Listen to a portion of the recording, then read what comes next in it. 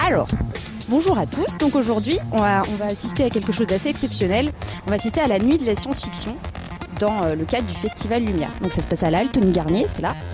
Donc sachant qu'il y a quand même 1, 2, 3, 4, 5 films et que ça va être très très très très long, je vais faire un espèce de petit j'ai testé pour vous. Vu que d'habitude je m'endors devant un film au bout d'1 heure, je vais essayer de tenir toute la nuit. Donc on va faire des petits essais après, et puis après on va interroger des gens et puis voilà.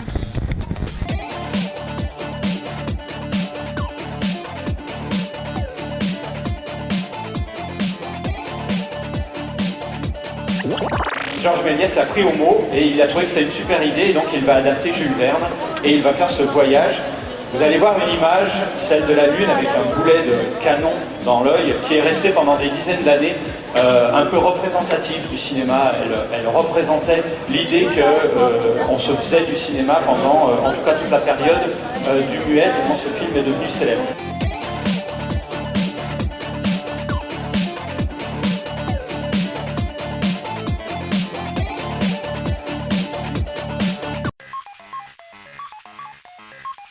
I want to break free.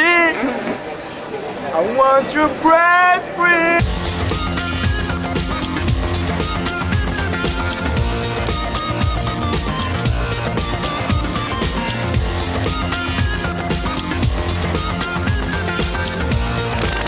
C'est Richard Fleischer qui va réaliser Soleil Vert que vous allez voir ce soir.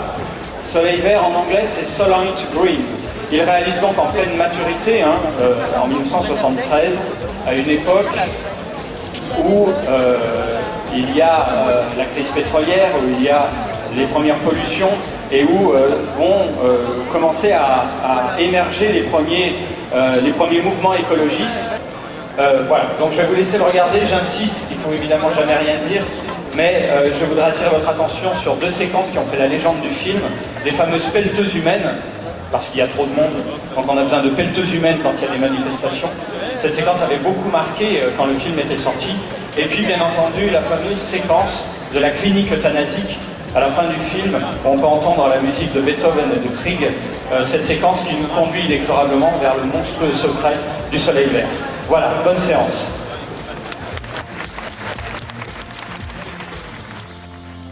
Alors on vient de voir Soleil Vert et c'était vraiment bien. Alors du coup maintenant on va demander à Pierrick qui est à côté de nous ce qu'il en a pensé parce qu'il aime bien donner son avis sur les films.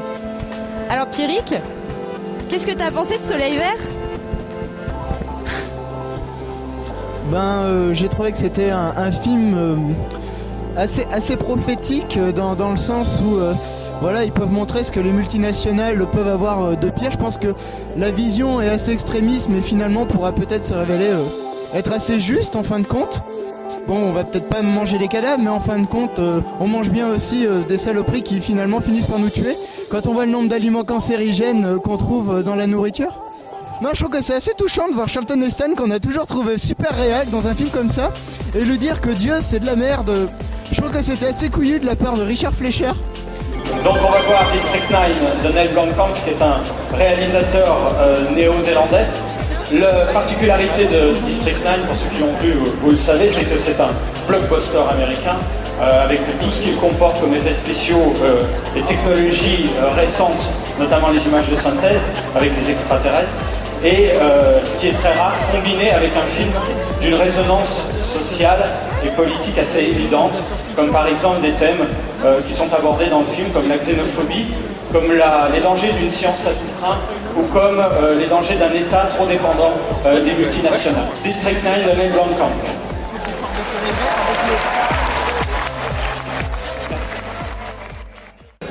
Alors il est 1h06, on vient de regarder District 9, je me suis pas du tout endormie. Dites les filles, est-ce que vous avez bien aimé District 9 ? Ben, ils avaient prévu du son et de la violence, on en a eu. Le scénario de départ était pas trop... Je sais pas. Il y avait des choses intéressantes quand même, mais ça se voit que c'est un blockbuster américain quand même. Et t'as pas aimé le bébé alien? Oh si, il était mignon. Allez, on peut lui accorder ça. T'as bien aimé ou pas? J'ai préféré le film d'avant, mais bon, il était pas mauvais quand même. 1895, c'est l'Angleterre victorienne. Il fait partie de ce qu'on appelle la science-fiction rétrospective, c'est-à-dire un film du passé qui parle d'un avenir qui pour nous est donc aujourd'hui un passé, puisque la fin du monde dans le film que vous allez voir se produit dans les années 80 du XXe siècle. La machine à explorer le temps.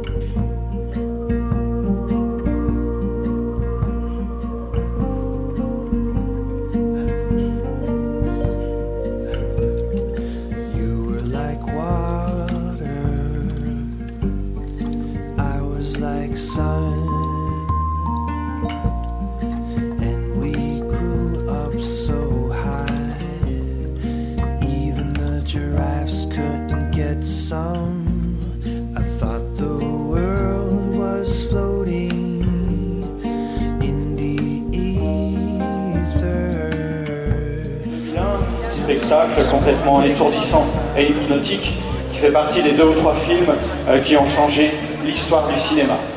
Je vous souhaite une très bonne fin de nuit et surtout je vous dis à l'année prochaine. Merci à vous. Merci.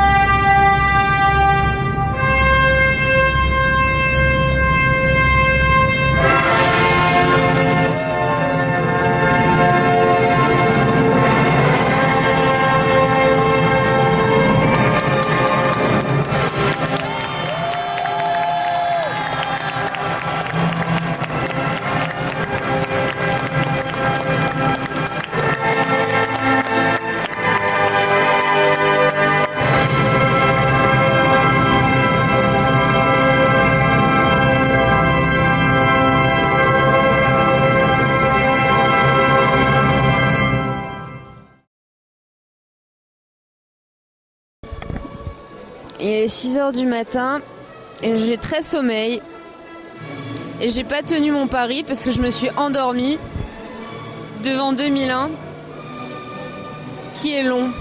Par contre, Morgane ici présente a tenu toute la nuit. Bravo Morgane, ne s'est pas endormie une seule fois, contrairement à moi. Voilà.